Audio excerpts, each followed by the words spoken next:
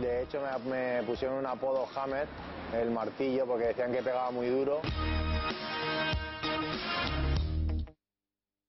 Damián García és un lluitador mallorquí que aquest cap de setmana ha aconseguit una gesta que pocs han assolit, guanyar Stefan Leko, un dels millors del món en kickboxing. Damián ha donat el cinturó que va guanyar dissabte passat en aquest combat al Centre d'Interpretació de l'Esport.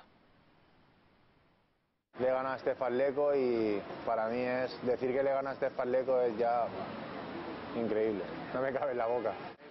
En Damián descansa aquests dies després del combat de dissabte, un combat que el va deixar totalment esgotat. El combate fue duro, no, durísimo. Pero al mismo tiempo disfruté porque era pelear con una leyenda del K1, que es Stefan Leko.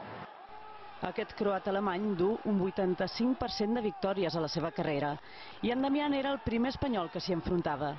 Va acabar que no es podia ni creure el que havia aconseguit.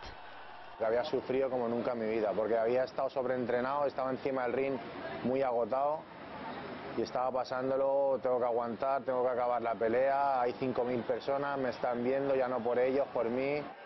Entre els molts assistents, la taekwondista olímpica Brigitte Yagüe, testimoni d'aquest moment únic. Joder, pues la verdad que me sentí, estaba alucinando.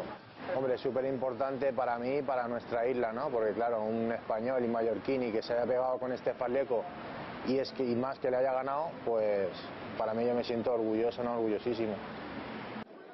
Va rebre la felicitació del pilot Luis Salom i també de l'equip del seu contrincant.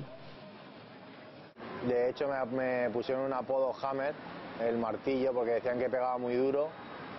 Y nada, si pide la revancha yo la aceptaré encantado, pero con las mismas condiciones que vino él aquí. Si él vino por un dinero, yo quiero ir a Alemania por el mismo dinero que vino él aquí. Si no estoy sobreentrenado y llego al límite como toca, creo que incluso puede ser que sea más fácil ganar. Aquest mallorquí confia que haver guanyat aquest combat contra Leko li obri les portes d'algun circuit internacional de K1.